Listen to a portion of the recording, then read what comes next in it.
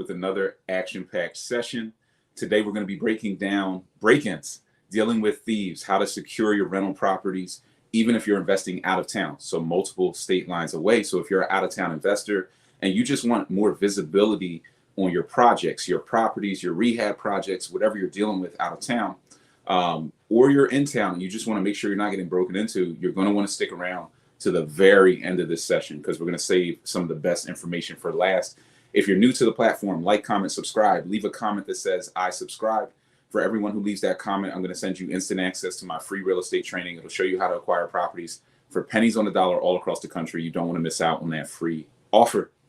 So guys, hopefully you guys had a good Labor Day. Take a little bit of break, spend some time with the family, but also stay locked in. It is good at times to take at least a mental reset, but you always want to stay tapped in. So even taking that Labor Day, I'm still just thinking about this real estate, thinking about you guys. And I got some interesting calls during that time period. One of them was related to this session. It was someone had gotten a property broken into. And it just prompted me to put together this session for you guys because I have some of the most bulletproof systems for securing your rental properties or your rehab projects or whatever you guys are doing, or your flip projects. You have to have security in place because the property that is the easiest to break into on the block is the one that people are going to break into. So you never want that to be your property. So if you don't know how to secure your deals, like I said, make sure you stick around, like, comment, subscribe. Let's tap into a little bit of mindset. And this came to me, it's really kind of like a fight or flight mindset. And you need to psychoanalyze yourself many times in this real estate game because it's all mental. And real estate is essentially just a test. It's a test of who you are at your core. A lot of us haven't been tested in anything realistically. We know we hate our job, we hate our boss, so we want to get out of the 9 to 5, but we haven't necessarily been tested, especially with something like real estate, where you can lose big amounts of money. Most people are concerned about money, but they've never really, written a $30,000 check to buy a house or $40,000 check for materials. They've never really spent that much money and dealt with, multi-millions of dollars worth of loans. So there are some tests that come along there, and it's going to test, who are you? Are you a fighter, or are you going to flee? Are you going to take flight as soon as things get tough? Are you going to stand tall? And these are things that you need to, as a real estate developer, start to examine within yourself, because no matter who you are, you're going to get tested. Even every day, I would say, every day, at least every week in real estate, I get tested all the time. There's always something happening. There's always a tenant with some issue. There's an inspector who wants to do something their way or shut down your project. There's always a test. And you have to ask yourself, when I meet that test, am I going to fight back? Am I going to dig deep? Am I going to dig in and push through this obstacle? Or am I just going to give up? Am I going to tap out? Am I going to run back to my 9 to 5? And some people are runners. Some people will take flight. And when I got this call, and my guy's like, look, I got this break-in. I've been dealing with these thieves, and these are professional thieves. And we'll talk about it a little bit deeper into the session. These are professional thieves, and there's tiers, believe it or not, to break-ins and thieves. And you guys need to know these tiers. This is like true insider game. But he's telling me about these professional thieves that are just ripping them apart. And I'm just asking them about, are you doing this? Some of the things that I'm going to break down for you guys in this session. And he didn't have the right systems in place to fight this level of thief. So we need to step his game up, and we need to step all of your game up, right? So any question that is asked from a mentee or anyone, even on these calls, and make sure you guys, as you have questions, leave them in the chat section, leave them in the comment section. We'll go through them. But one good question could prompt a session that could help many. So this person's question can help many, which is you guys who are watching now, and all the deals that you do in the future. And it's very important that you get this stuff right. But he was at a moment where he was like, should I just tap out? Should I just walk from the deal? What should I do? And I'm like, you already know what I'm going to say. And you guys know what I'm going to say. We're going to fight. We're here because this is reputational. Reputation is external, but it's also what is your internal representation of yourself? How do you view yourself? Can you look yourself in the mirror after running from this situation? And if you run from this situation, can you get to the next level? Can you really do that? Or are you then going to look in the mirror and say, look, I kind of ran the last time. I don't think I have it. I don't think I'm the guy. For me, I fight every time because I have to be able to face myself at the end of the day. It's not even about public appearances. Because this is such a real estate is such a street business, you need to make sure you're carrying yourself a certain way that demands respect, because people are looking at you. People are going to see you out in the street when you're out working on a house or you're visiting a project, and they're going to assess you based upon how you carry yourself. So if you are a person who takes flight in private, you are going to carry yourself at a different level in public, and it's going to impact your business. It's going to impact how people treat you, how contractors treat you, and you just want to be that person that always fights. So I told him, no, we're going to fight. I'm going to lace you up with some contacts and some resources that are going to secure this property at the level necessary. We're going to throw some wrinkles in there, and before you know it, we're tightening up this property and talking about some of the things here. But I want you guys asking yourselves that question: Am I going to be in that fight mindset or that flight mindset? And the answer is, if you want to win, you better be in fight mode all the time, because you will always be tested. Real estate is a test of endurance. It never ends. You can never get it done. But if you stick with it, it gets easier and easier and easier. And that fight mindset, once you know you're going to fight no matter what, it just doesn't matter at that point. It's just like, bring it on. Whatever it is, bring it. And I'm going to knock it out. So, guys, like, comment, subscribe. Leave a comment that says I subscribe. Let's get into some of the core content.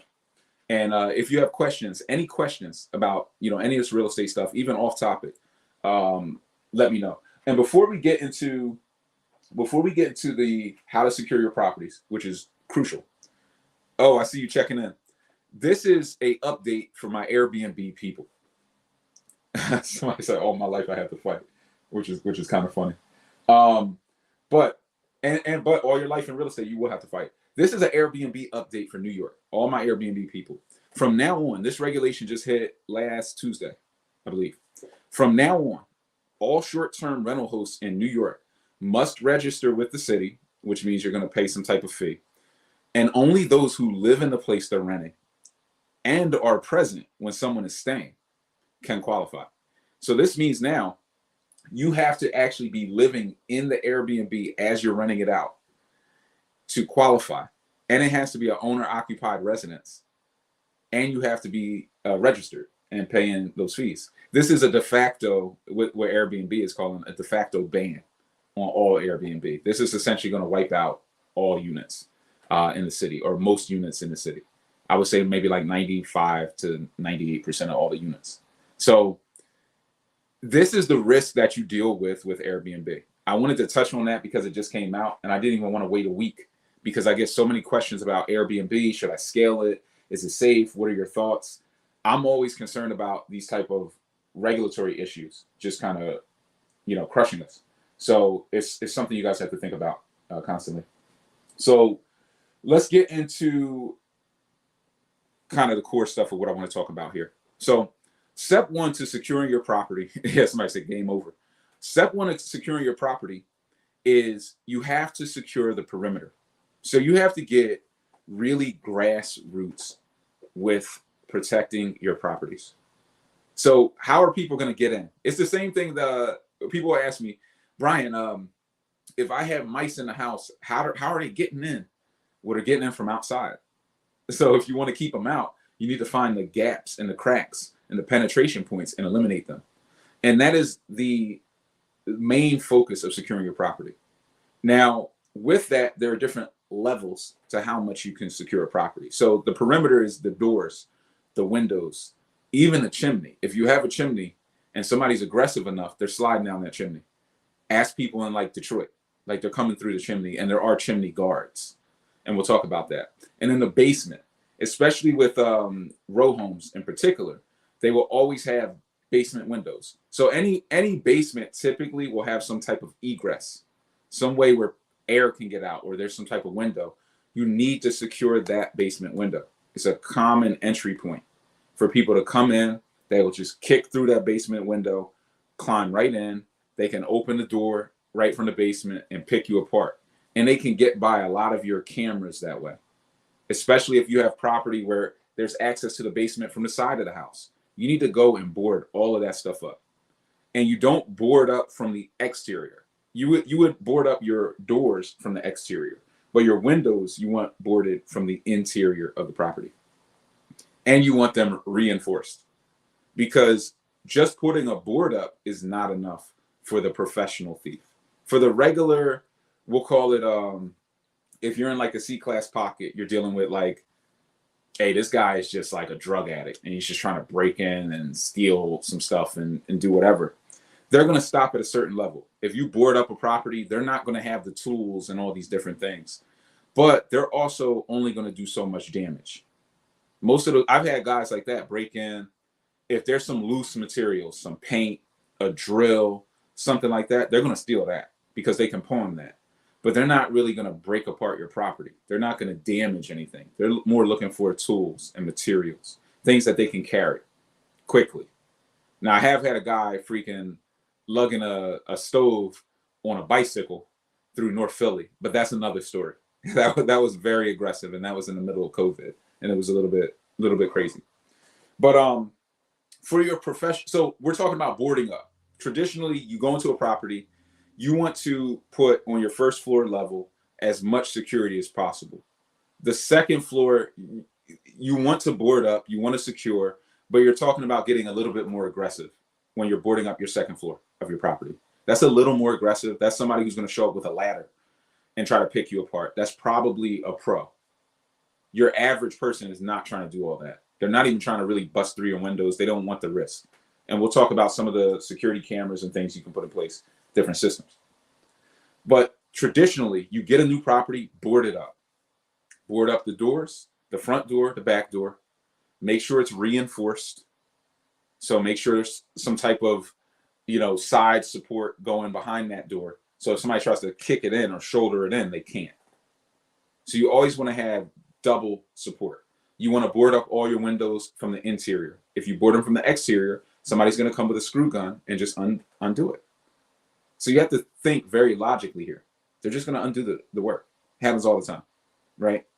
Now, when you're dealing with a professional is running, they're essentially somebody who is a contractor. There are contractors out there who just scout other properties, other projects, and they're essentially looking for deals that are being worked on, and then people just stop, or they will send people to just watch your property. They'll just park outside the house and they'll just watch the house all day, and they'll start clocking when the guys show up, when they leave for the day, and then the ghost hours, which are typically between, I'll call it 7 to 5 a.m., 7 p.m. to 5 a.m. So they know for a fact between 7 p.m., these guys are out of here. Nobody's coming back until really 6. So we have from 7 to 5 to pick this person apart. So they're going to come with tools. If you have a board up even, they'll just have a little saw. They'll cut right through it, push it right in, go on about their business. And they're there to truly pick you apart as much as possible. They want to take the materials out of your property and put it into theirs. They'll take your vanities. They'll take your toilets. They'll take your sinks. They'll take your HVAC system. They'll take your electric panels, your meters. They'll take whatever they can get. But a professional needs a lot of time because they're not coming for a quick grab. So they're hypothetically easier to catch. The professional is easier to catch than the random kind of drug addict, because they're just going to run in randomly and they're in and out in 10 minutes typically, which means your response time has to be super fast, lightning quick. And if you're in the wrong city, if you're in a city, I don't want to call Detroit necessarily the wrong city. I don't want to knock on it that bad. But you do have to factor in the response times between different cities. So I know for a fact in Philly, if somebody breaks into my house and I have the right system set up and I have a person on standby, they're going to call the cops. The cops are going to be there in 2 minutes flat for an active break-in. because they love that stuff. They love that action. And if they catch this person, that's like a bonus. That's a promotion. That's like a good, that's like a job well done for the night. Like we call it active break-in. They love that stuff, and that's rare. So there's just a lot of that there. If you're in a city like Detroit, I mean, if the response time is 30, 40 minutes, it's harder to catch people. You're never going to catch the random break-in. You're only going to catch the professional who's going to come in and park for freaking 4 hours with tools and literally be in there trying to undo work and load up their truck and take all of your stuff away. And I've had that happen before, building these systems. But this is back to that mindset of the fight or flight. It's part of the test. Some of these thieves are here to test you. They're here to educate you. There's two ways to get educated, right? Mentorship and the school of hard knocks. Some of us want to get into real estate, but we don't want to pay any price, any cost. And we think we have the option to not pay. So we say, well, what's the cost of mentorship? Might do a call, learn the cost of mentorship, apply to different programs. I don't want to pay for that. I'm just going to go figure it out. So then you go and pay the school of hard knocks. This is one of the ways you pay the school of hard knocks. You have a break-in, a professional comes in, they rob you for 20 grand. And then you're screwed. It's not always the contractor burning you, even though we talk about the GC burning you. You could have a perfectly fine GC. They're doing a wonderful job. Then you get a break-in, you get picked apart for 20 grand because you didn't have that knowledge yet of how to prevent that, or why to prevent it, or what stages of the project to prevent it in. And we'll talk about that, a little bit later. But you're going to pay. So you can get into mentorship and learn all of these different strategies, because this stuff goes a mile deep. I can only give you guys so much on these live sessions. There's more in the course content within a 100 Keys Masterclass. And there's more that I could build you into just spending that time one-on-one, actually building up your systems throughout the mentorship program. But the school of hard knocks is unforgiving. You could get broken into multiple times before you get to the level of what we're even talking about, or have the resources or systems, right? So when you're dealing with that professional, you need the steel guards. So there are companies, and these companies were battle tested in Detroit, in places like that, when they were just torching houses in Detroit. This was maybe like, I want to say 10 years ago or so. They're just torching houses, just whatever they could do, right? So these companies started to pop up, and they were basically just coming into your property, and they will just steel guard the whole thing. Steel doors, steel window guards, steel chimney guards. And they're essentially taking a brick house and making it just bulletproof. Like, you can't get into this thing. Now, if you're a super elite level thief, and you have the tool set, and you know how these particular companies work and how to dismantle these things, you could try to take time and dismantle them, but you can't do it easily if there are other security measures in place. The step 2 level that we're going to get to in place. But in terms of a physical viewpoint, what you've done with your property, if you take it to this next level. Now, these companies, in terms of costs, some of us may have these questions. And guys, if you have questions about anything I'm talking about, drop them in the chat section so that we can clarify, because there's a lot to this, and I may skip over complete sections if you guys aren't asking secondary questions.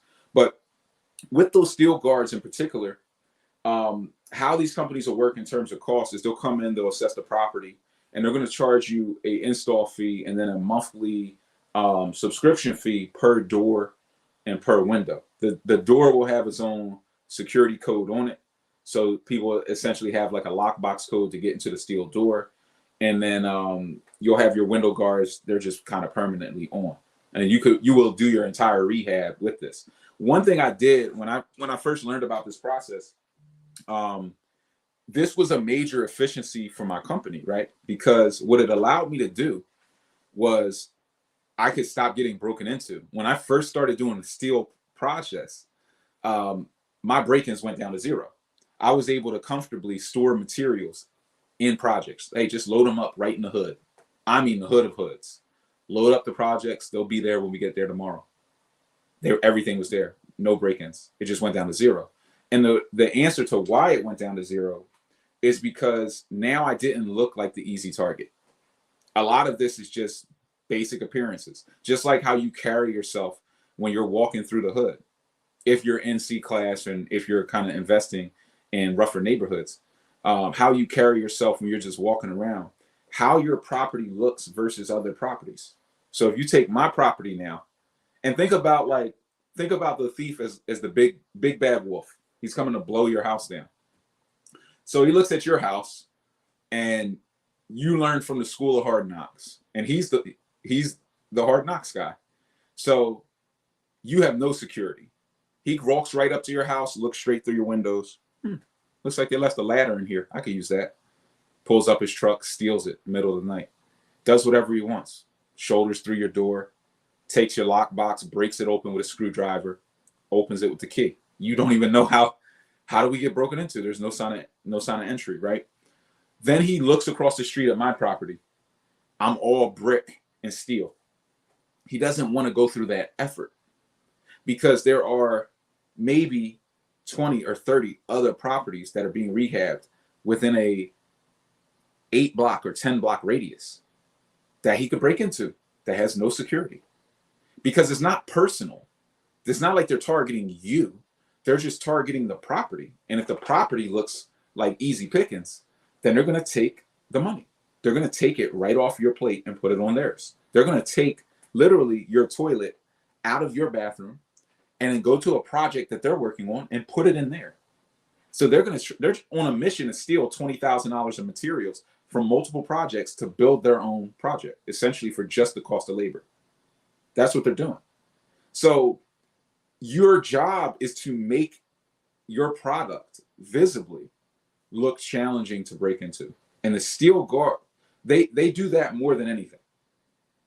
Because it's not the foolproof plan. It's just step one. Step one is, it's like going to the gym and getting big muscles. Doesn't mean you can fight. But less people will challenge you, hypothetically, because they don't want to find out. So once you're putting up all this effort into it, it's going to go further beyond the competition. One, because the competition, other developers, they don't know this stuff even exists. They don't have the resources to get in touch with these types of companies that are going to come and secure the properties. They don't know what it costs, and they don't think they need it. And maybe they don't need it because they're operating at a scale where they don't need it, or they're in a neighborhood where they feel comfortable they haven't been ripped off yet. But the truth is, even if you're doing this in the A class as an investor, it doesn't matter. You can get broken into anywhere. All you need is a professional thief. And they're everywhere. And guess what? They're going to the A class and looking at it. If it's a desolate block or something, they're going to scout that out too. And they're going to go in through the back as well. And they're going to steal as well. It happens in all neighborhoods. Guys, like, comment, subscribe. Share this with somebody who could get value. Anybody you know who's thinking about the game or getting into real estate, definitely share this session with them because everybody needs to really focus on securing your properties. We're going to get into step 2, but I think we covered enough on step 1. Step 2 to securing your properties is you need security cameras and monitoring solutions. So I don't want to do too much of a show and tell, but I did want to bring one of my cameras to the sessions because people always ask me what type of cameras, how do they work, and kind of all these different questions. This is a Arlo camera. You can get these at Best Buy, Home Depot. This is what they look like. They have a magnetic back where you can mount these essentially like another magnet to the wall. These can go indoor, outdoor. They have night vision. They have 2-way audio. They are very sensitive in terms of alerts, but you can turn the alerts up and down. But these are what you would put on your properties. One thing also to know about these is you can set these up with cell phone service, with AT&T service. So even in an environment where you do not have internet, there is a wrinkle with some of these cameras, some of these different solutions, right? But you want to put up your security cameras because your steel doors and your guards, that's just level 1. Because the question you should be asking yourself is, Well, what if somebody gets past that steel door and I don't have a camera or any monitoring? Well, then you're screwed, because now they're just going to pick you apart. They cracked the code. They figured out, we got past the steel door. Maybe they were being more aggressive because they saw something. They were scouting your property and they saw your contractors bring in a new HVAC system. And they're like, we want that. So they're going to target the property, period. Even with the facade that looks like it's more intimidating than easier projects. They say, well, those materials are there. We got to have it. So they're going to go after it. And if you give them too much time without any visuals, you're screwed. So you need security cameras. Now, where do you put your security cameras and why? One place let's talk about where you don't want to put your security cameras, especially in a heavily trafficked area. You don't want your cameras facing the street. You don't want your cameras positioned in a way where you're getting too many alerts. So let's say I'm in New York, I'm in Brooklyn, and I have a townhome in Brooklyn, and I want to have a security camera. And I say, well, I want my camera facing the street so I can see everybody who even walks past my property. I want to see everything. Well, what's going to happen is you're going to see everything. You're going to get an alert on your cell phone every time somebody walks their dog past your door, every time a car drives by blasting music, every time a kid runs by, or if a kid's playing outside and they're riding a bike, every time they ride by. And what happens is the value of the alerts decreases. It decreases exponentially. Every time you get one, the value decreases. Every time you get a false positive. And then it gets to the point where you get the alert and you stop looking. And once you get to that point, the camera is useless. It's useless now because you set it up in a way where the alerts have no value to you mentally. So you always want to set your cameras up in a way where they're not giving you false positives, where when they go off, it's because somebody approached your front door in some way, or stepped into your backyard, or stepped foot in that house, which is kind of the next level. If you're in a row home, very tight to the street, you can't really get a front door visual without getting foot traffic, especially in a place like Philly. Some people, if you're from Philly, think of like South Philly, real tiny one-car streets. If you put out a camera facing the street, you're going to catch everything. So your real break-in point is when they open a door. This is also a way where you catch a thief. You catch a thief by placing that camera in the house, maybe at the top of the steps facing the front, or in the back corner facing the front door. That's where you're going to catch them, when they open a door and they don't think there's a camera there at all. And then they look up, look around. Now you got their face on the camera and it's there. And what you really want is somebody to get caught by that camera and walk right past it. I'll put it at the top of the door, behind the door. So when they open the door and walk in, it might just get the back of them. But that's how I'm going to catch them, because I want them to go straight in and go to work and not think about it. Go in with your tool bag and start trying to pick me apart, because it's going to take you longer than 2 minutes to pick me apart and do something to hurt me. And you have to think logically like this. Your job is not fully to keep somebody outside of your property, because catching a thief and getting them essentially off of the block is the best way to prevent future break-ins from that property and any other deals you work on. So I've had times where multiple break-ins. I caught 4 or 5 people, no break-ins now. We caught them all. Or the word got out, because it's a street business, which means the word is going to spread in the street. The word in the street spreads still faster than social media. So it'll be like, hey, so-and-so got locked up. Yeah, he was breaking into them houses. Them people have been building houses. Yeah, he's broke into a couple of them. They had the cameras up, got him. Because when I started doing a lot of this camera stuff, nobody was doing it. Still nobody does it, quite frankly. So if I come into a major city and I start implementing these systems, I'm going to catch thieves, because they're not used to somebody playing the game at this level. Somebody who wants to fight. They're not used to it. Somebody who loves the game and says, bring it. Because I want to catch you. I want to pass the test. So if you find a way to break my system, I'm going to find how you broke it, and then I'm going to strengthen my system. I'm looking at it for the challenge. So they run into the right guy. Here's a question: does this camera need Wi-Fi? I'm sorry if you already. It needs service. So I have had a camera system set up where we got 100 cameras on AT&T service, and there's a certain amount of gigs to service, and they don't need Wi-Fi now. They're just on like AT&T, like your cell phone. So you can do that, and that is very advantageous because when you're in this game, like you might want to put this. Let's say we get to a stage where you're framing the house out, and the electric hasn't even been done yet. It's just a shell, so you don't have the electric in there, which means, and you might be running on like temp electric, which means you're not at the right stage to bring in Wi-Fi, because when you call the Wi-Fi companies, they want to come in and set up the router. They want the property to be more at the finishing stage, like past sheetrock, before they're comfortable putting the equipment in there. They don't want to put their equipment to get ripped off either, or to get broken either. So there are different times where you can do this stuff. So if you're at a pre-stage before you got to that finish level, but you still want that camera in there or those cameras, then you might need the cell phone service.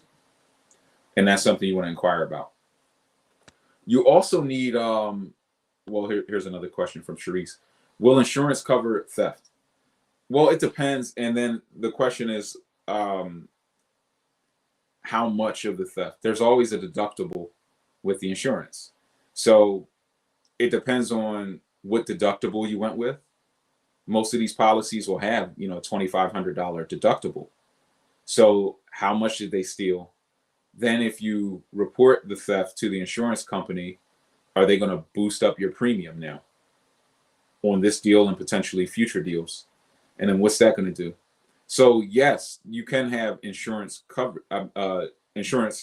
coverage for your theft, but it still depends on if you want to use it, how much it'll cover, what's the deductible, what got taken, and how much of it is going to be covered, because they might say, all right, we'll cover the cost of the flooring they stole. But what if they came in and just damaged the work? Like I've had guys try to steal granite countertops off of cabinets, just destroy the cabinets and destroy the granite, because there's not a clean way to do it, especially if you're not super professional. And that granite is heavy. Like stealing the granite, you need a truck with an A-frame to successfully steal somebody's countertop.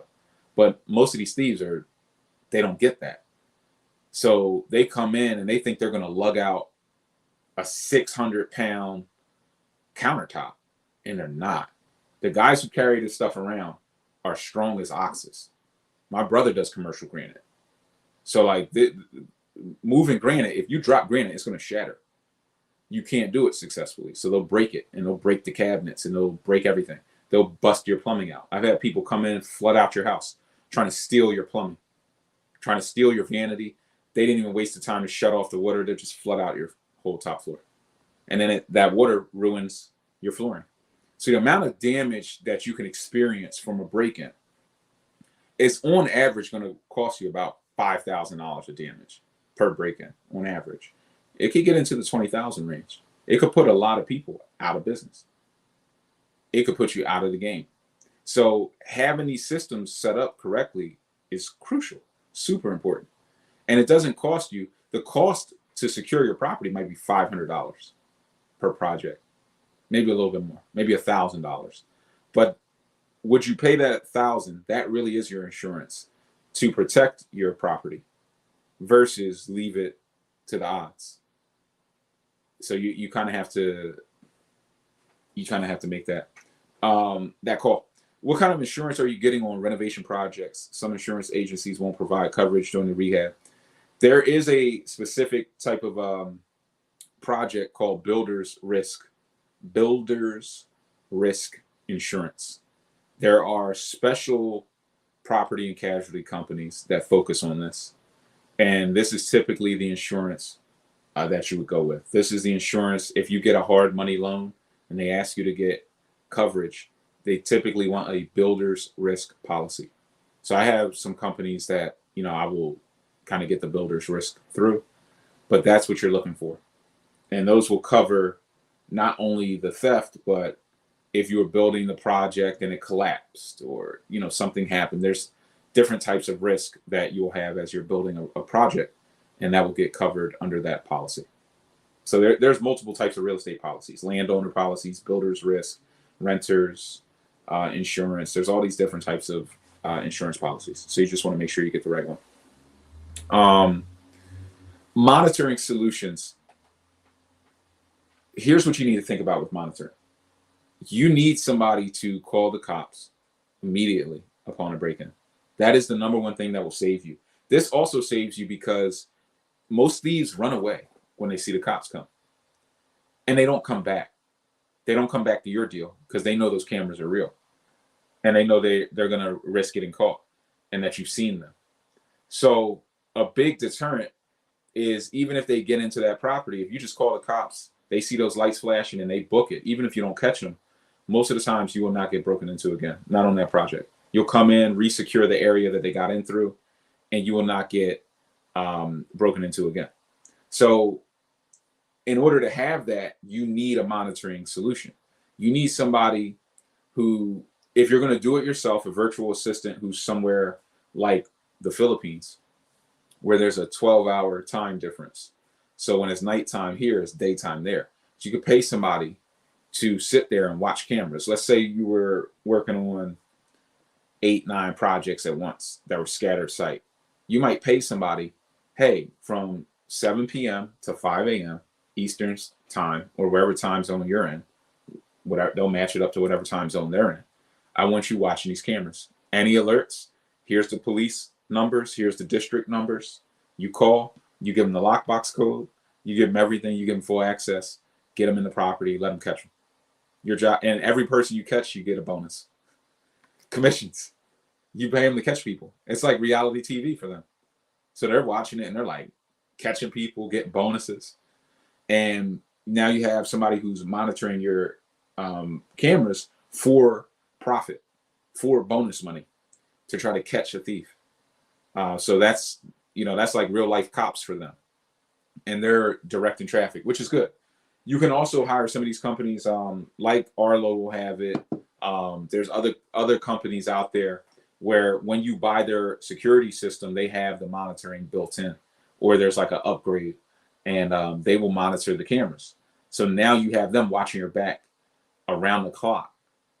The issue is you need to be smart with managing that. If you have a virtual assistant in-house, you can truly just teach them, here's the guys, here's what the contractors look like. Don't call the cops on the contractors.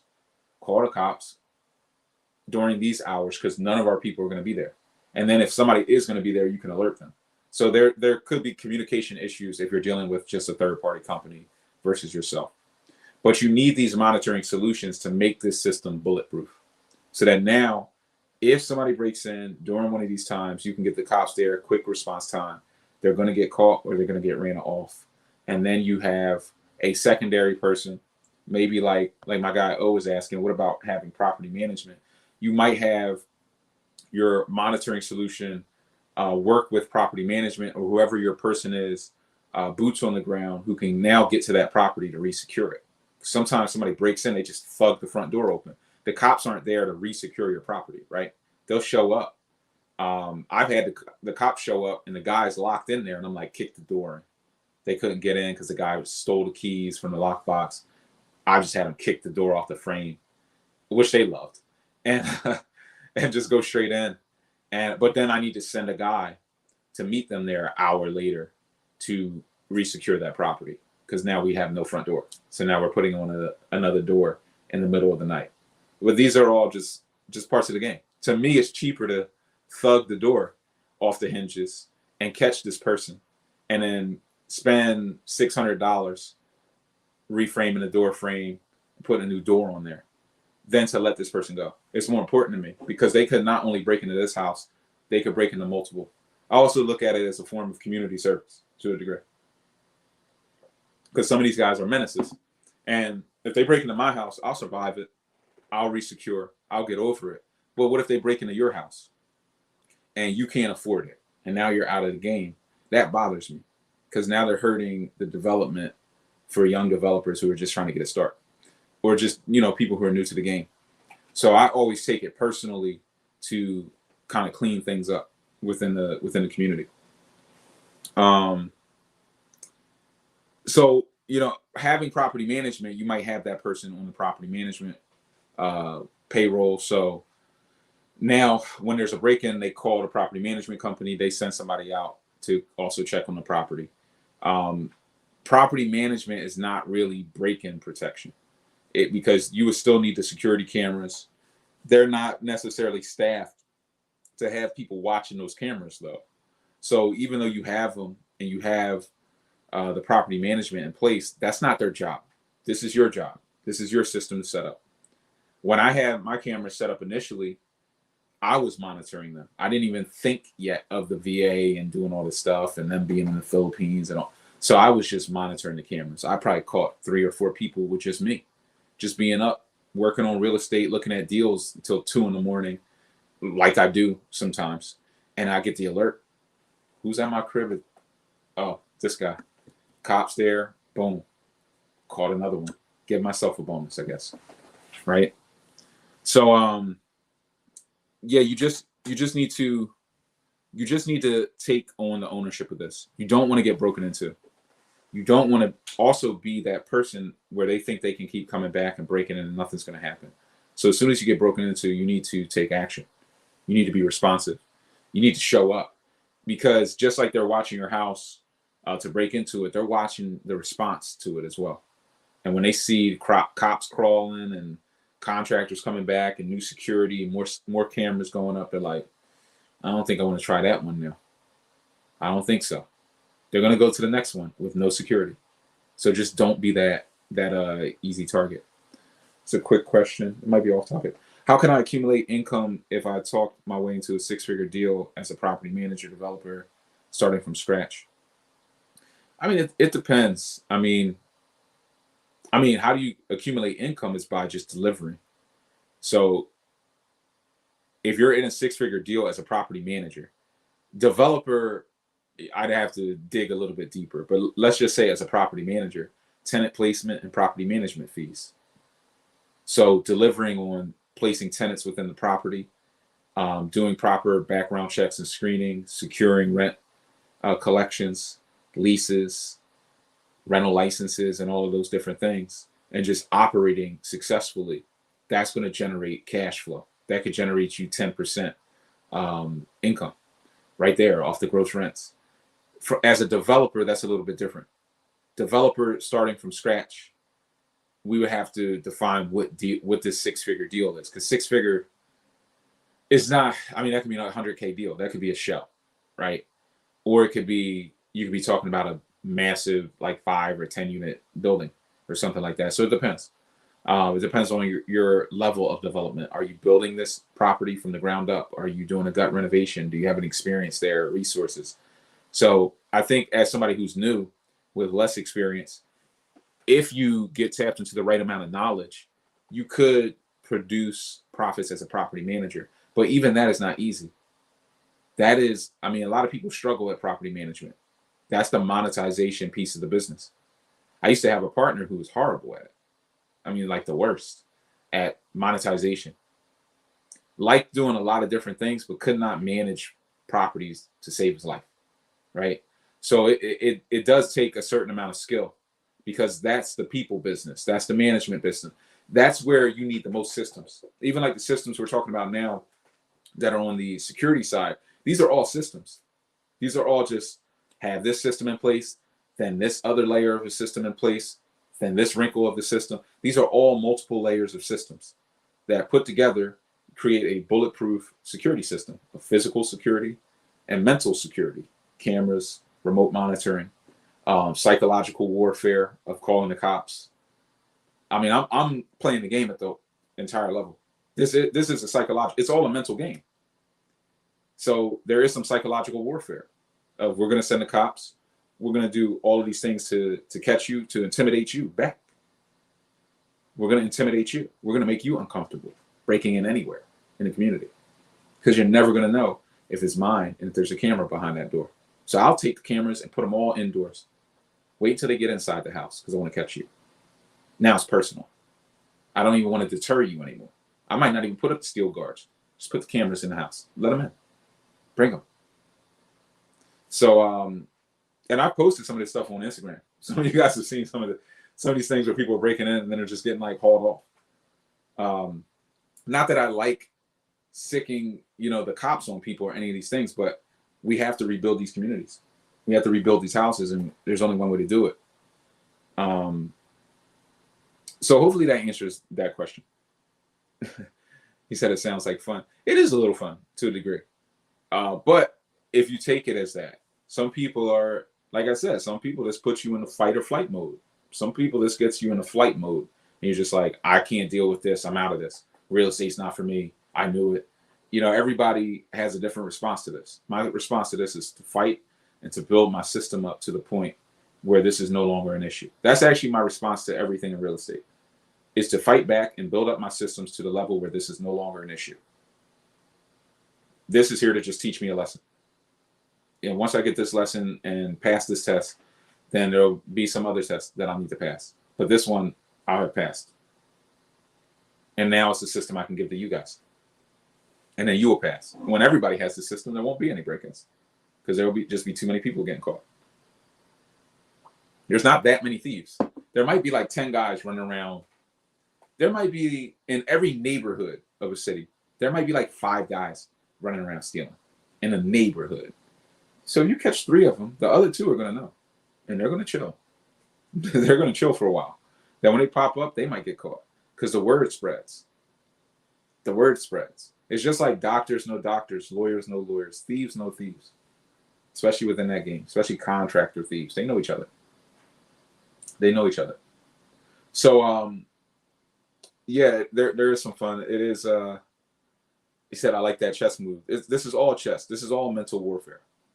So you really have to get into that, in that mindset. So that's some of the, here we called a contractor there in Wynwood, PA. Actually, he worked for the township. Yeah, that's what I'm saying. These people could be out in the suburbs stealing, breaking in. The concept is all the same. They want to steal the materials to take it out of your property, put it into their property. Once they get them into their property, done deal. Yeah, wow. He took the whole cameras. He took the HVAC system on camera. Yeah, so he probably sat there for hours to pick this thing apart. Take your HVAC out, load it on his truck. I mean, this stuff happens a lot. The other wrinkle to this is we're talking a lot about thieves and professional thieves. Some of your contractors will try to steal from you. Some of your contractors that you hire, that you bring into your projects, they'll try to steal from you because they know that you don't know enough, especially if you're not in mentorship. You don't have some of the systems set up during your rehabs. You're not set up in the right way to eliminate this risk or just put that risk onto the contractor. So, I've had this happen where contractors are coming in, they're double ordering, and then you put the cameras in place. I didn't even tell them. You see them taking stuff off the job. Yo, you just took a whole 500 feet roll of 10x2 off the job. Where did that go? It didn't go anywhere. They're taking it to some other side project. So now they're just running your material money to some other side project, like thousands of dollars. They could skim off of you $10,000, $20,000 across multiple projects. This is why mentorship is so crucial. So many people, I found more people are almost afraid of getting burned by mentorship than contractors. And to me, it's like, I get it because there's a lot of nonsense out there. Like somebody sent me, one of our mentees sent me this guy in Philly. I won't say his name, but he's like running around like, oh, I'm a real estate guru. And he's got a bunch of people following him. And he's putting up this stuff and he's saying, look, I bought this house for $2,000 and I put in $50K and it's worth this. And then I full gutted it and I finished the basement too. And I'm like, looking at the numbers, like, this is crazy. He didn't buy that place for $2,000. I could pull up the address and confirm that. 2, there's no way he did a full gut job with a finished basement for $50K. It's just false not. It's just false information, but it's information designed for the average Joe to think, oh, I could do that. Oh, that looks easy. And so I get that aspect of it. But real knowledge is something that they kill me with the fake ARVs. Like these fake ARVs, for the actual people who know real estate, which is why they appreciate a lot of the information I put out, is they know it's real. Because it's like, nah, it don't cost that. You want a full gutted $100 a square foot. So if it's a 1,500 square foot property, there's no way you're doing it for 50K, period. It's just not going to happen. And that's it's usually 150 per square foot. That's without finishing the basement. You finish the basement, there's more square footage down there. It's going to add it up. But, I get that people will appreciate my knowledge a little bit more because they know it's real. They know it's battle tested, especially if they've done deals before. Then they definitely know it's real because they're like, wow, his numbers are accurate.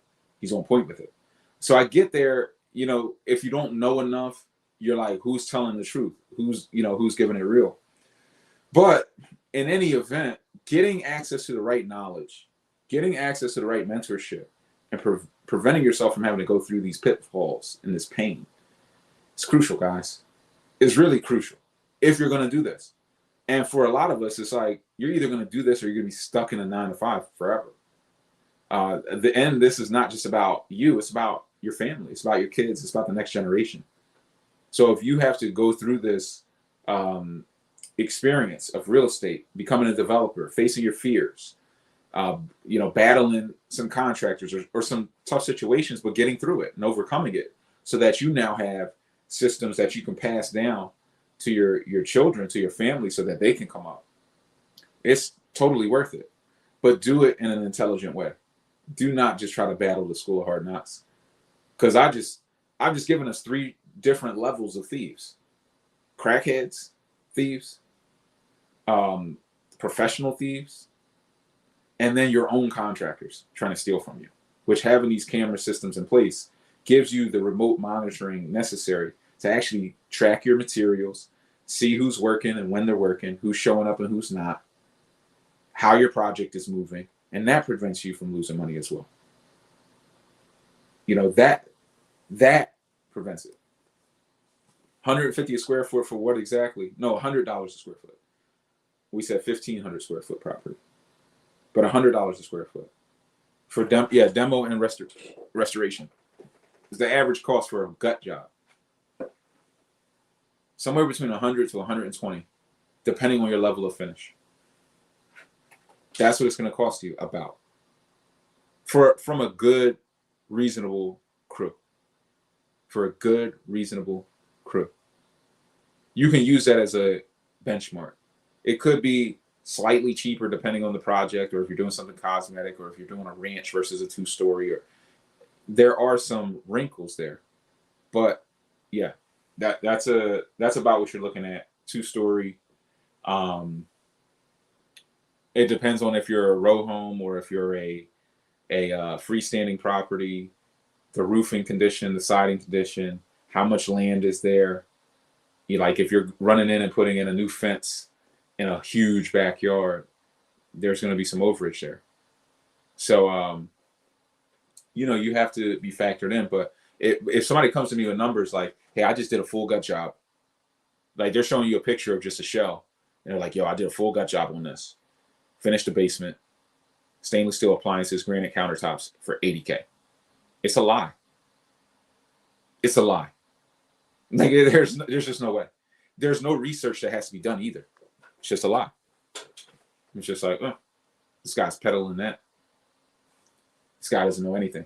He's just trying to get bodies in his mentorship program. And that's cool. Maybe people will do it and then they'll come to me later after, which happens. I have a lot of people who come in after not getting results, and they're like, man, I wish I found this thing sooner. On your flips, do you normally leave the security system with the property for sale? It depends. You can do that as an incentive, and it will add some value. So you can leave it. But a lot of these deals, I take it with me. So I have my system where it's like, I'm taking my cameras with me. So I might leave limited security cameras in place just to control the foot traffic on the property. And then once it gets sold or tenanted or whatever is going on, I take those cameras, unzip them, put them on the next project. So now you might have like 5 projects worth of cameras, and you can just keep recycling them through the deals. So it becomes part of an investment into your systems and your infrastructure. So it depends, or you could sell it with the property. For the ones that I've sold typically with the property, those I've kind of used like a third party. There are some good third party services that you guys can tap into. Guys, if you get value from this, like, comment, subscribe. Leave a comment that says I subscribe. I'll send you access to that free training. And definitely share the content with somebody who you think will get value from any of this, which should be a lot of people. A lot of people that you don't want to get broken into. Because if somebody gets broken into and you didn't share it with them, it's your fault. It ain't my fault. Big Russ, I have horror stories from squatters. Please listen to them. Yes. Squatters will get in your properties too because you're not secured. Squatters also need time to settle in. I mean, this happens. I had a property, our security systems went down in Baltimore. We show up. They actually got sophisticated, but not smart enough to stump me. They showed up. Somebody came on the block with a fake lease. Oh no, I got a lease for this house. I got to rent it. I got a lease for this house. Oh no, I got it right here. They should have a lease. Tell me why the address was like 16-7. They had 16-1. And I'm like, you don't even have a 7 here. This is the wrong address. Get out. But they try to get smarter. Break in, create a fake lease. They try to get smarter. They try to squat. You really need this stuff. The marginal amount of money that you will spend on this. One, understand that real estate is a big boy game.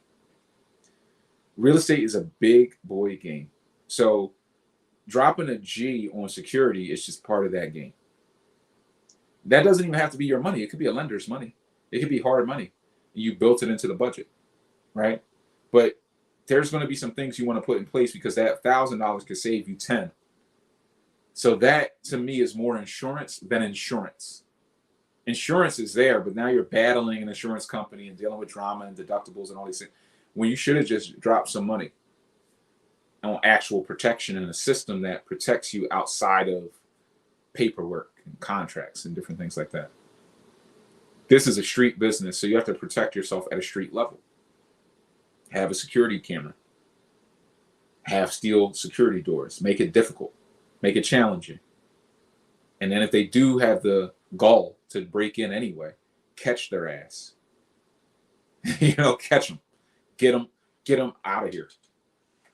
And take it personally, not only for yourself, but for the community.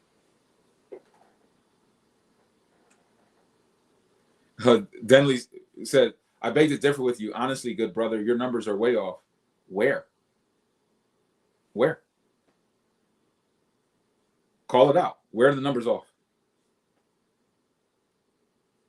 And where are your numbers on? And we'll talk about it. Dame Smith. But here's the thing, and I'll go back to Denley before I move on. You have to realize I'm actively building 18 properties right now in multiple cities.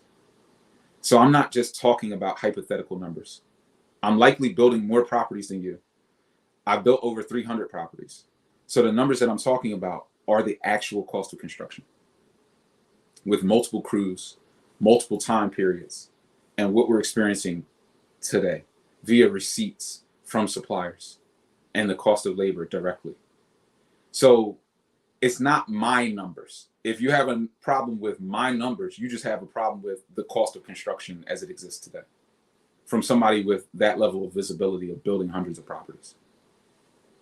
But I'm open to talk about where you think the numbers are off, and then we can analyze it. Do contractors have to sign papers and give some type of consent to work on camera? Not really.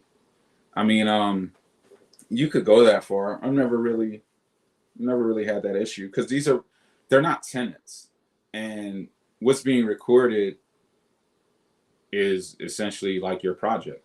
It's also expensive to record the entire time. Like you would want those cameras for remote monitoring so you can check in. Maybe you have a camera at the front door or just facing the front door. So if a contractor walks in, you can see them, and you can do things like set up, and maybe we'll get into some of this. Tenley said we agree to disagree. I just said call it out. If you got something to say, call it out, because I'll address every comment. everybody knows that. Everybody here who's attended before, even some of the new people you're learning. If you have something to call it out specifically and stand on it. I'll stand on everything I say. So if you want to call out anything I say, I will stand on it because it's all backed up, or I wouldn't say it. So it's not an agreement to disagree. You're just not putting up any facts or any experience behind your comment. But I'm sure if you have any, people would love to learn from it. Do contracts have? So no, I've never really dealt with that. You're filming common areas. It's not like you have a camera in the bathroom. Like you're not doing anything crazy. You're just filming your project and controlling your project. And there's nothing wrong with that. But you can put that into your construction agreement that you have with the contractor that, hey, I'm going to film this and this is my footage. And if you don't like it, bounce. Because it shouldn't be a secret. And that will happen. If you start to film your projects or have some type of system, you are going to run away people who don't want to work in that environment. But most of the people who don't want to work in that environment are going to be the ones who aren't going to show up or do what they said they're going to do, or are going to steal from you. I've had that happen. I had it happen where I told people the cameras are going up, put them up, and they still kept stealing. Literally. Like they stole right in front of the camera. And then you're like, yo, you're fired. like I saw you steal in front of the camera. And it's like they can't stop their habits. So, yeah, you're going to see a lot of it. You're going to see a lot. But it's up to you to take control of your projects. Always take control of your projects. Take control. When in doubt, do it. Don't worry about, do I need the construction agreement? And it's your money on the line, man. It's your money on the line. It's your livelihood on the line. So you do whatever you got to do to secure your deal. If they don't like it, they can bounce. And you find the people who do like it, and they'll be with you. Transparency only runs away dishonest people.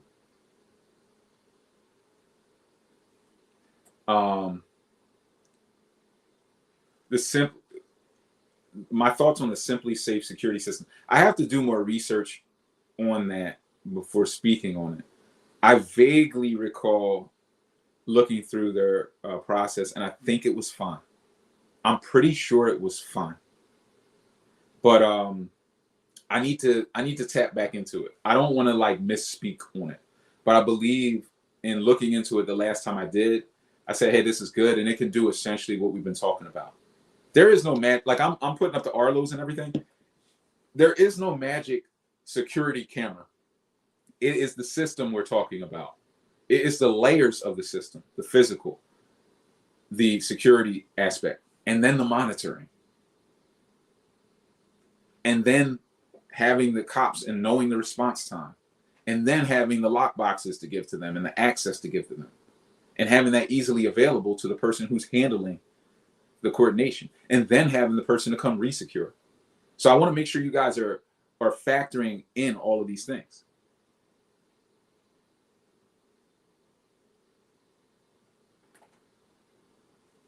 This, he said, finished work is $3 per square foot. What? Should I go on? I think you should stop. Because let's do that math. $3 per square foot. So you're saying on a 1,200 square foot property, I'm going to spend $3,600 finishing it? I think you should quit. I think you should quit while you're ahead. That's not gonna crush me on here. That's not gonna impress anybody on here. $3. So you're telling me for $3,600, you're gonna get what done? I can't even get my cabinets purchased. My cabinets cost $4,500. My flooring is $3.50 per square foot. My flooring, my LVP flooring costs more than that. My windows are $250 to $280 per window. What are we talking about? yeah, you're done. They called you a troll. But we did need some comic relief tonight. We appreciate it. Simply does have a monthly payment, approximately $50 though. $50 might not be bad if they're going to come in and put the cameras in and kind of deal with all that stuff. Guys, like, comment, and subscribe. leave a comment that says I subscribe. They said he was sent. He's an agent. Yeah, you're distracting. We can't respond to your comments anymore tonight, unfortunately. Is there a replay for this? I missed the beginning, and sounds like you're dropping knowledge. You just got to watch it back. I mean, this is the link. So however you got there, it sounds like you're tapping it from YouTube.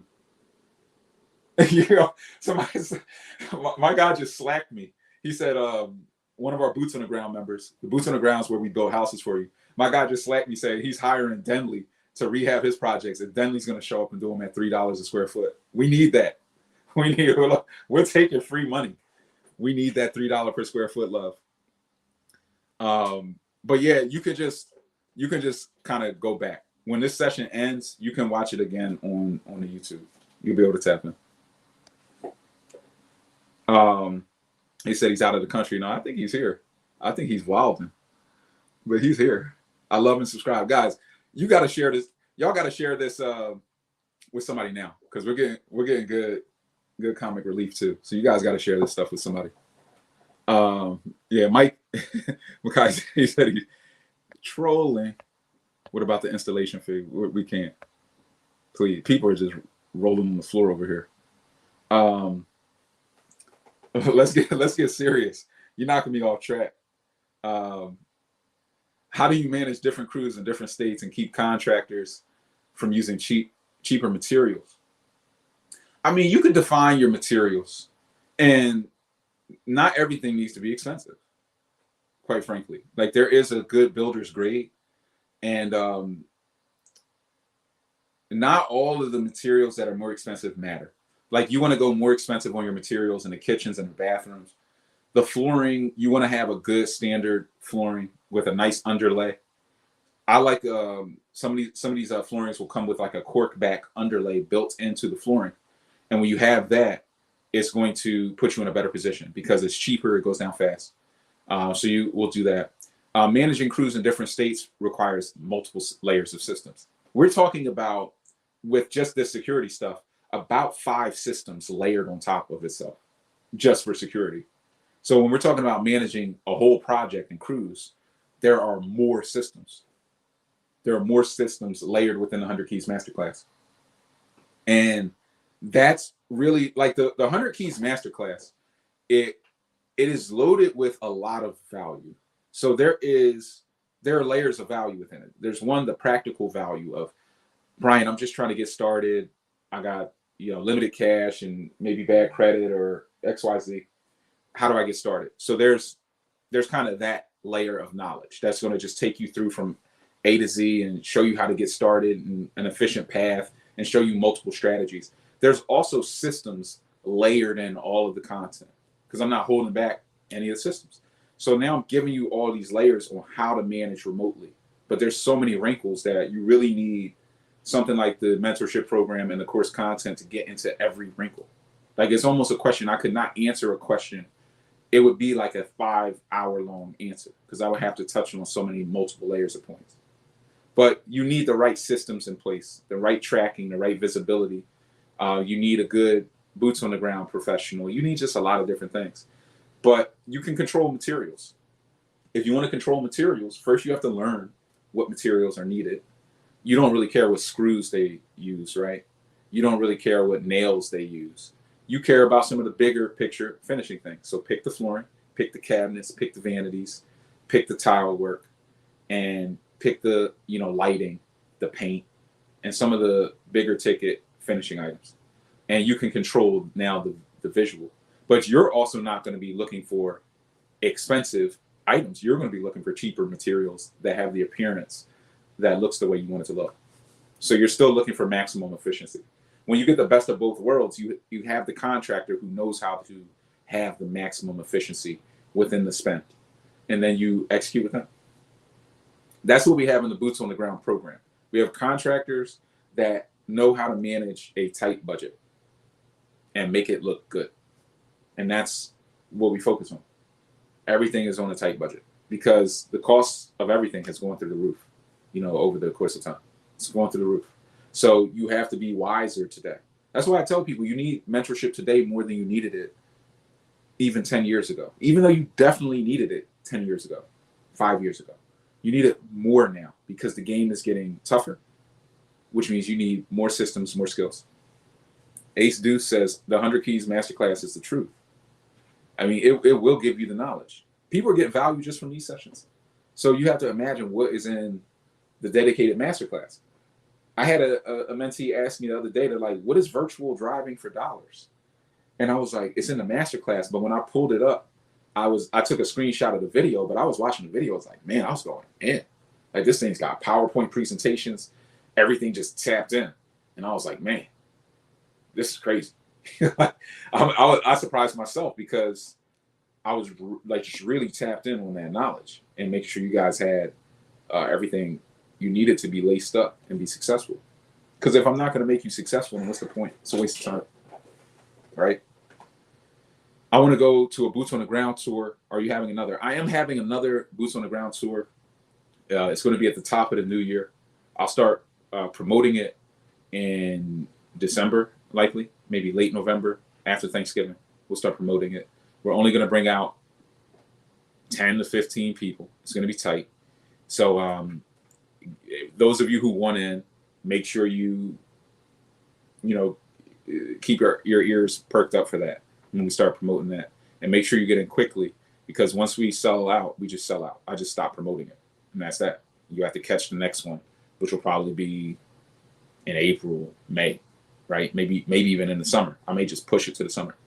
I'm in the process of putting together a virtual ride along, because we have a lot of content from the last one that allows us to put together essentially a virtual ride along tutorial with multiple lessons, multiple touch points. Just even as I was watching it, I was going to drop all of the content for free.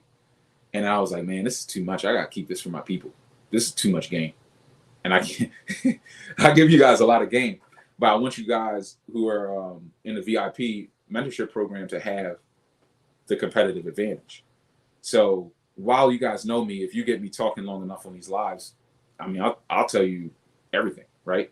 But I can't cover everything because there's just a difference between that locked in focus. And when we did that Boots on the Ground, like, I'm sharing knowledge. People are asking me questions all day, and we're just getting into the weeds of it. So that virtual ride along is going to be available. If you're already in the 100 Keys Masterclass, guess what? You're going to get it, because I'm a man of my word. I told every one of you, when you join the mentorship program, we don't do upsells here. That happens at other places. We don't do upsells here. So when we drop the virtual ride along, it will be added into the 100 Keys Masterclass. So all the VIP people will automatically get access to it. But if anybody wants that individually, we will start taking pre-orders for it at some point soon, maybe in the next month. I have to carve out the time to really hone it and put it together. But we'll take pre-orders for it, discounted pre-orders for anybody who wants the virtual ride along. And this is my first time even talking about it. So if you're watching this session and hearing about it, you're hearing about it for the first time. I'm only going to release maybe, I'm only going to release it. If you want a sample, somebody said, I want to see a sample, watch some of my recent YouTube clips and Instagram clips where we're riding on a bus and we're standing out or in properties and stuff. That's giving you some samples. And there will be some samples, but I have, like, I think it's going to be pretty epic. That's all I can tell you guys. So if you're seeing it, if you're hearing about it now, you're hearing about it for the first time. I'm only going to release maybe like 10 or 15 copies on pre-order. But I think this one, the virtual ride along, is actually going to be a game changer for a lot of people, because the content and the knowledge we drop on the ride along is crazy. Everybody who attends the ride alongs, they know that. Like, you're not coming to a ride along and not leaving with massive amounts of value. D said, I recommend Simply Safe to all my clients. I'm pretty sure Simply Safe is legit, but I just don't want to misspeak. I vaguely recall it, but I don't have that. Build a team and set up systems. Absolutely. You got to build your team first, but then you have to set up systems to manage your team. Find a team that you trust. Build a construction relationship where you're like, hey, I trust this guy. I don't even need to watch him. And then watch him anyway. Set up the systems and the cameras and everything to watch anyway. That's the best process. It's to not have to, but to do it anyway, as a matter of good business. That's the way to go. Said I want the steel guards. You definitely need them steel guards. If anybody wants access to that stuff, DM me, text me, email me, however you got here. I'll send you out some of those resources. And I got into it with one of these steel guard guys, but the product is still good.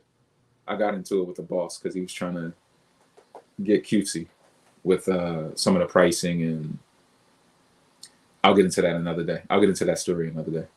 I want to do the Boots on the Ground tour. We already covered that. You had 100 keys. Said I'm addicted to watching. I push my appointments out to dedicate time. Definitely. I appreciate that feedback. And we went a mile deep in 100 keys. You're not going to find, I know some people feel like course content is just like, it's just this, that, and the third. Not the 100 keys masterclass. Every time I get, especially lately, because it keeps getting more and more robust, but as people join, people are like, man, I got in so-and-so's program. He had like 1/10 of the knowledge that you put in this course. Like you put everything in here. And it's like, yeah, I'm not just making this stuff up. We put all the knowledge, how to do multiple strategies, buy and flip, buy and hold, birth strategy, creative financing, go to the auctions, land deals. Like we're just dropping all the knowledge in there. And then all these wrinkles, securing your properties, investing out of town, virtual assistants. We're just breaking it all down for you guys because the game is robust and you need multiple strategies and skill sets to be successful in this game. So I appreciate that. I have noticed people binge watching and just staying tapped in. People send me screenshots and I'm watching. The more you stay locked into the 100 Keys Masterclass, the more value you're going to get. It's like a good movie. If you watch it twice, you start to pick up on things you didn't see the first time. If you watch it the third time, you get even more. So it's like, because what's happening is your education is increasing. And as your education increases, some of the things that were going over your head that I was saying, they aren't going over your head anymore. You start processing that information. It's like a lot of you might take this challenge. If you open a dictionary and you learn a series of new words, maybe 3 or 4 new words, you'll start hearing them. As you're learning them, you'll be watching TV and you'll hear somebody say the word. I thought that was new. I just learned that word. You weren't processing it. Your brain wasn't processing it, even though that word was being said around you. You just weren't digesting it the same. So as you get more educated in this business, the things that I'm saying are going to make more sense. And you're going to be able to use that knowledge to capitalize and block out the competition more and more and more, which is why it's crucial and why I spend so much time, with my mentees one-on-one, because I know that one-on-one access is not easy for me to work with you guys one-on-one. It's not easy for me to carve out that time with what we have going on and what we're working on. But I know it's important to carve out that time because that is how you're going to accelerate faster. When I can get you through that little knowledge and the fundamentals so that you can now go to the next level. How do you prevent a GC from prolonging your project, them having to rob Peter to pay Paul to finish your project, or blaming permits for the reason and delays to subtract from final payment? It depends. Like, sometimes there are permit delays. So I talk about this a lot. Like, you need to have the right knowledge before you attack your contractor. Some of us attack our contractor, but we have no idea what the contractor is really dealing with. We don't understand the cost of construction. We don't understand that. Sometimes their guys are going to show up late or no show them because they're dealing with contractors. So you might have a good GC, but he's got bad subs and he needs to correct some people or get rid of some guys, or one of his guys got sick. So some things are happening because you haven't been in the contractor's shoes. Like, I've managed 150 contractors in-house. So I've been the GC. So when you become the GC, you start to understand all of the different wrinkles and variables that the GC is dealing with on a daily basis, and that things change. There are things that can be controlled and things that can't be controlled. So then it's not even that you have sympathy for it, you have respect for it. You're like, oh, okay, this is reality. This isn't a video game. You can't just snap your fingers or crack a whip and everything goes perfectly. It's real estate. So there will be issues like that. The rob Peter to pay Paul, that's more of a how you structured the money situation. If you structured the situation where you're giving them 25% of the money up front, well, then you've incentivized them to rob Peter to pay Paul. and to take that money and run off. If they're putting up most of the money or your deposit is very low, well, now you're in a situation where the money is controlled better, and it's just not going to happen. So having the money out of control is more of a reflection of a lack of knowledge, a lack of mentorship, a lack of structure within your business structuring. And that needs to be corrected so that it can't happen. It's not about finding a contractor who you can give 25% to and they won't run off. It's about just not doing that at all. And finding the contractor who doesn't require that, doesn't need that, because the contractor that needs all the money up front all the time is usually because they're broke and they blow through all their money. So if you give them a bunch of money, they're going to blow through it. They've already shown you that. If they can come in and they're like, just give me 10% down and we're good, that's because they have a stockpile of capital and they can control their own payroll. And that's somebody who you want to work with a little bit more. At what point do you decide to gut rental versus rehab? And do you always redesign when you gut rental? Usually, if you're going to gut it, you want to redesign it for the highest and best use. I decide whether I'm going to gut rental versus rehab before I purchase the property. I decide during the visual inspection what the highest and best use is. If the property is in a condition where it can be cosmetically renovated or not, I can just see it because I've seen thousands of deals. And in seeing thousands of deals, I've seen thousands and thousands of inspection videos. So I know what things look like at the beginning and then what issues you'll run into because I've rehabbed over 300 properties. So now you've seen the issues you can get into, you know how they're resolved and the cost of them. And you can kind of break it down and work your way backwards and just say, yeah, let's just gut it. Also, you have to look at the ARV. If I do this cosmetically and I don't redesign it and add more value, what's the after repair value of the project? Am I getting more value by just gutting it and rebuilding it this way? So you have to look at that as well. But those decisions to me are made before I purchase. I typically do not shift gears mid-project. That is not my thing. My thing is let's buy it with the end goal in mind. And once we buy it, it's all execution from there. Executing on the game plan. The virtual ride along would be great. You could send out a 10. Yeah, we already covered that. Trust but verify. Definitely trust but verify. Definitely trust but verify. And then keep systems in place so that you don't need trust.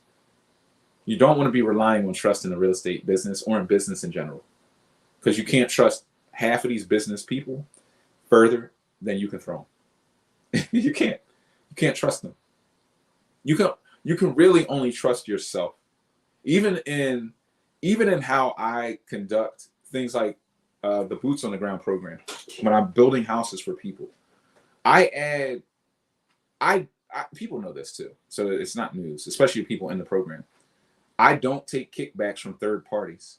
So I could, let's say, build a house for somebody in the boots on the ground program, then refer them to a property management company, take a kickback from the property management company for the referral. That would compromise the integrity of my system because I like there to be ultimate integrity within the system. I like there to be more transparency because transparency eliminates the need for trust because it's just see-through. You could just see everything. There are no backdoor agreements. There is nothing hidden in that sense. So transparency is what I will provide to eliminate the need for trust. But I know that the way that I do things is the right way, to the point where I just won't even take the kickback. Not because I'm not smart enough to negotiate it, structure it, because I think it lacks a certain amount of integrity and doesn't allow me to sit on the same side of the table as my mentee, as my person who I'm here to support. So I'm just like, I'm not doing it. I'm not taking it. Whatever. It doesn't make me a difference. It's just that simple to me. But you can only trust yourself, right? So I trust myself, and I set up things at a level with transparency to where they don't require me to trust others, quite frankly, as much. Because I can just see the work is either done or it's not. Everything is tracked. And the money is structured in a way where if the work's not done, we're not losing in that sense. So we're not at least out money. You know what I'm saying? So structuring is everything. Transparency is everything. Trust but verify, but also just set things up in a way where it requires less trust. Even the people I trust, we still run the systems. You have to do, um, you just have to. That's all I can say. Because that trust but verify is still going to fail you. Because then when, oh, well, I was working with my uncle or I was working with my cousin, and you just trust your cousin, you don't have a way to verify them. But then they're the ones that'll do you in. They'll burn you on that trust. So it's not about trust even to me. It's about transparency and systems.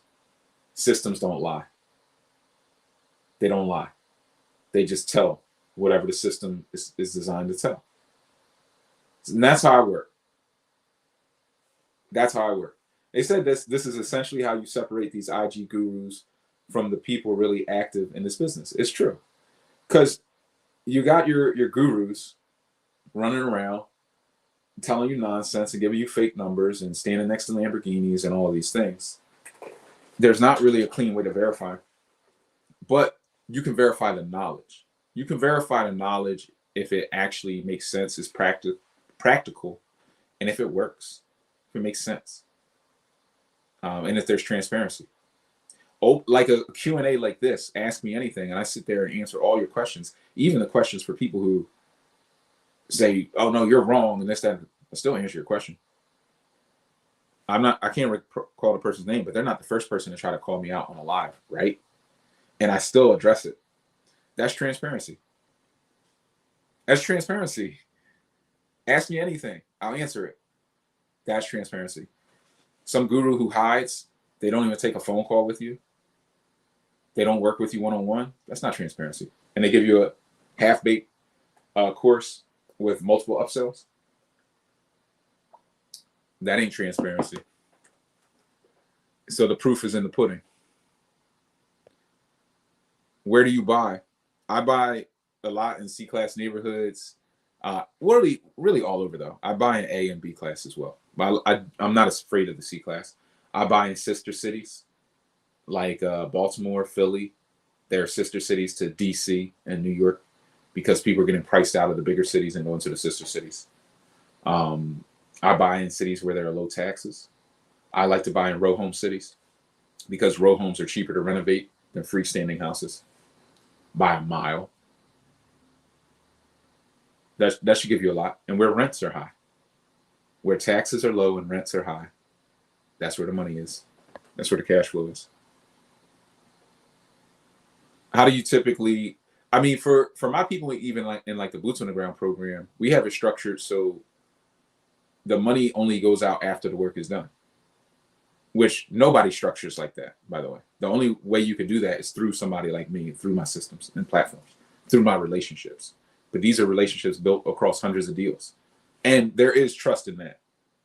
You know, they trust that I'm going to deliver because they've never not gotten paid. If you've been with somebody and you've never not gotten paid for like a decade, then you just trust that they're going to pay. Right? So with my people, that's how you can structure it. I would say that typically, if you're just kind of doing your own deal and you're trying to figure this out, you just don't want to give more than 10% of a deposit up front. And then you want to pay as work is completed.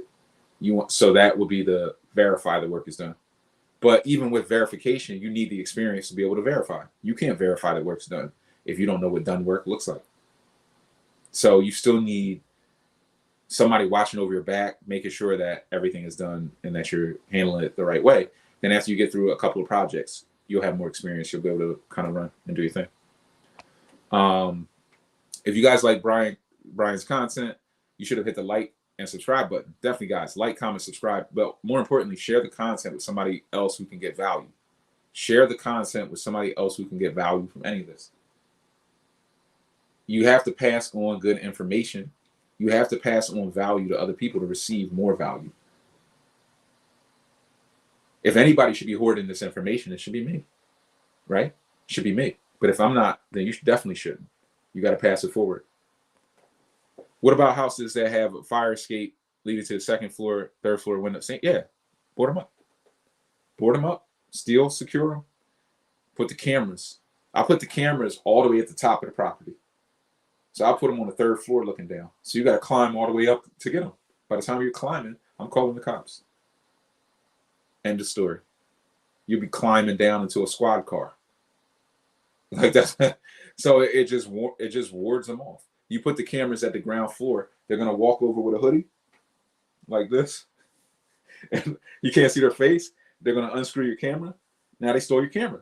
Now you lost a $50 camera. You lost a $100 Arlo. Got to put them higher.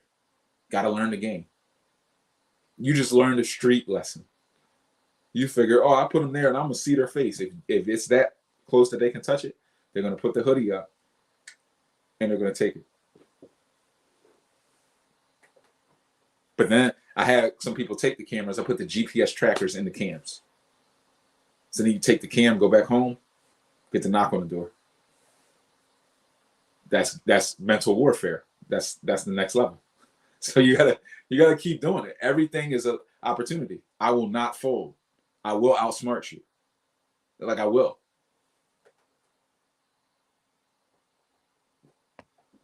With cash flow being squeezed with interest rates, how could you structure creative financing so you can make sure you have significant flow?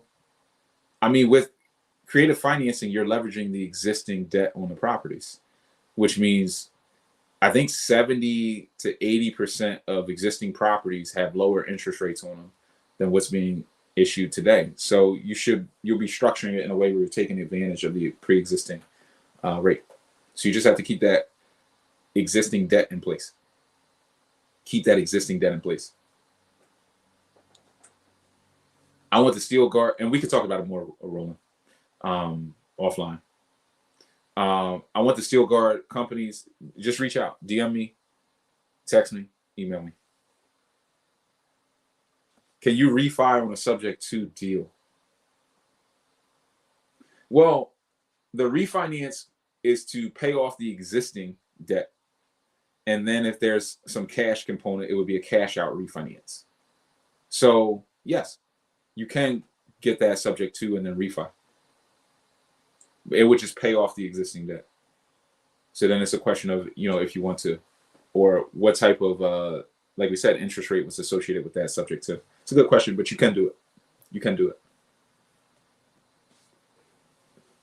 So GC didn't get paid until the draw was complete. It was approximately 20K draws. He was not transparent. He didn't have the funds to even get to the payment. Yeah, wow. 15 months of a project. It's crazy. Yeah. But that was a misrepresentation. I would have just fired him. Like if he's not getting paid until the draw is complete, then that means you could have just fired him at some point and just brought in a different contractor. But I'm sensing that there's some contractor game here where he agreed to do the deal. He was running around with that 50K number essentially, when the real number was $100 a square foot, 100,000, 120,000. So as he started coming up short on this deal, you couldn't necessarily shift gears, fire him, and get another contractor because the other contractors were giving you the real price. So then you have to keep dealing with this guy. And then before you know it, you're in a deal 15 months. And 15 months is about 4 months, 3 months, too long.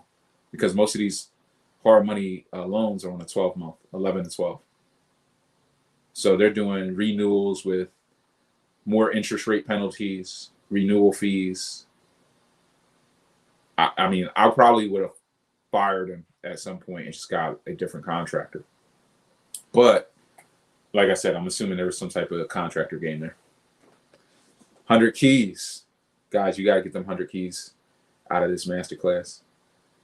And Scorpion said, I just shared your video with 2 GCs. Trying to give them the game. Definitely.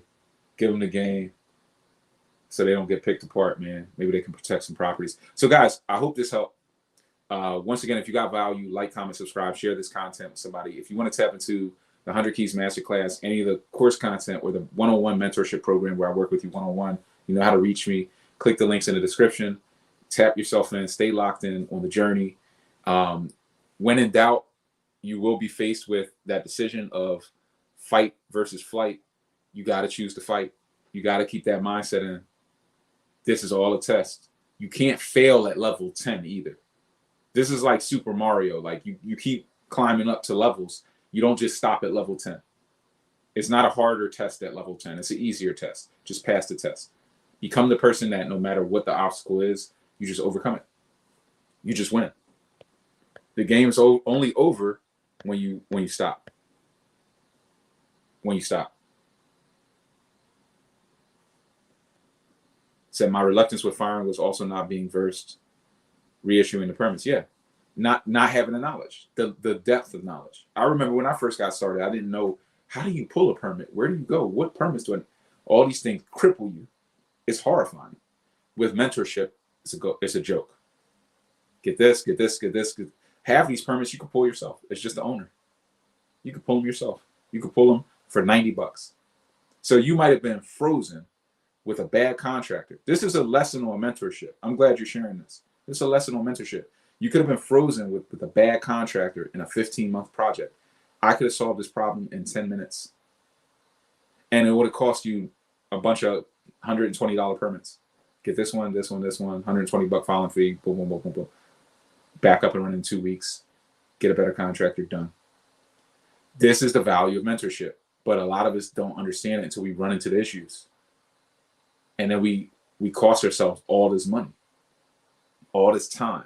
You're not getting those 15 months back. You're not getting that time back. Not you, all of us who go through this. We're not getting that time back. You're not getting that stress back, released from your body. It's already taken its toll. It's already taken time off your life. Right? So get to the knowledge, get to the mentorship, get to the right mentor first. So that is challenging.